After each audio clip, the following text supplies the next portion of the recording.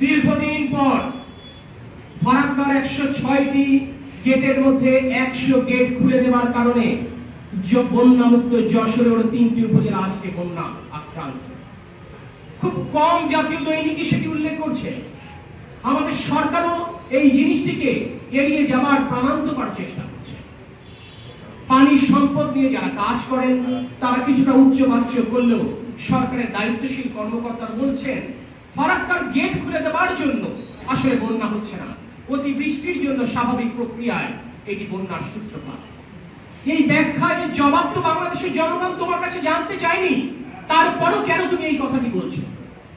আজকে আপনারা জানেন ওয়ার্ল্ড হেরিটেজ সুন্দরবন, এই খুলনা বিভাগের শুধু এটা আপনার আমাকে সুরক্ষা দেয় না, এই প্রতিকূলতার মাধ্যমে প্রাকৃতিক দুর্যোগ থেকে সারা বাংলাদেশকে সুরক্ষা প্রদান করে। আজকে সেই সুন্দরবনকে ধ্বংস করে আজকে কয়লা বিদ্যুৎ প্রকল্প চালু করা হচ্ছে। যেই কয়লা বিদ্যুৎ প্রকল্প ভারতের কোন রাজ্যে করবার সুযোগ হয়নি, আজকের এই যারা আয়োজন করছে তাদের, আজকে সেই আয়োজন আজকে আমরা বাংলাদেশকে সুন্দরবন ধ্বংস করে আজকে আমরা করছি। এই কথাটিও যে আপনি বলবেন, সেই কথাটি বলবার সুযোগ নেই, কারণ সরকারের শীর্ষ পর্যায় থেকে বলা হচ্ছে কঠোর হস্তে দমন করা হবে, যে কোনো মূল্যে সেই কয়লা বিদ্যুৎ প্রকল্প চালু করা। আজকে সবচেয়ে বড় প্রশ্ন, কয়লা বিদ্যুৎ প্রকল্প গুরুত্বপূর্ণ নাকি সুন্দরবন গুরুত্বপূর্ণ? আজকে সুন্দরবন গুরুত্বপূর্ণ না বাংলাদেশের জনগণ গুরুত্বপূর্ণ? আজকে জেদের কাছে, ইগোর কাছে, একজনের খেয়ালের কাছে, আজকে প্রতিহিংসা পরায়ণদের কাছে আজকে সারা বাংলাদেশের রাজনীতি আজকে জিম্মি হয়ে গেছে।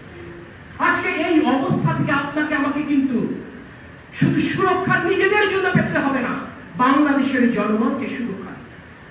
আমাদের সাংগঠনিক সম্পাদক বলেছেন, আসলে সোনার চামচ মুখে দিয়ে বাংলাদেশ জাতীয়তাবাদী দলের জন্ম হয়নি, একটি প্রতিকূল পরিবেশে কিন্তু বাংলাদেশ জাতীয়তাবাদী দলের জন্ম হয়েছিল। স্বাধীনতার পর সারা বাংলাদেশের জনগণকে ঐক্যবদ্ধ করবার দায়িত্ব ছিল যাদের, তারা সেই ক্ষমতাকে কুক্ষিগত করে এই বাংলাদেশকে বিভক্ত করেছিল।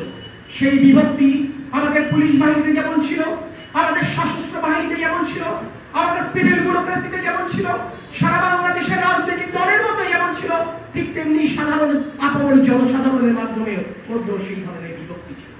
সেদিনও কিন্তু মত প্রকাশের কোনো স্বাধীনতা ছিল না, কথা বলবার কোনো স্বাধীনতা ছিল না, রাজনৈতিক কর্মসূচি প্রতিপালন করবার কোনো সুযোগ ছিল না, মুক্ত ভাবে লেখবার কোনো সুযোগ ছিল না।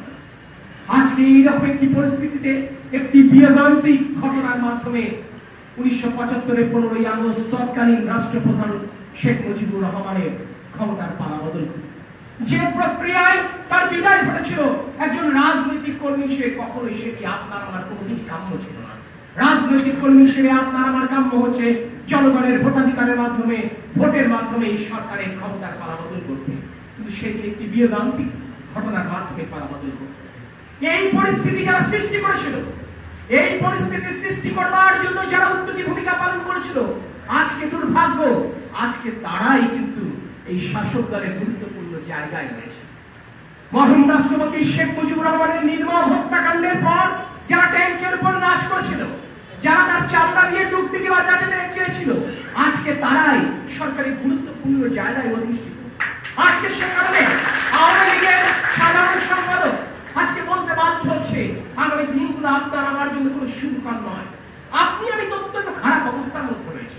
গত 9টি বছর যাবৎ প্রশাসনের স্বেচ্ছাচারিতার কারণে, অত্যাচার নিপীড়নের কারণে ঘর ছাড়া হয়ে অর্থনৈতিকভাবে পর্যদুস্ত হয়ে আজকে আপনি আমি প্রাণবন্তকর একটা অবস্থায় আমরা জীবন যাপন করছি।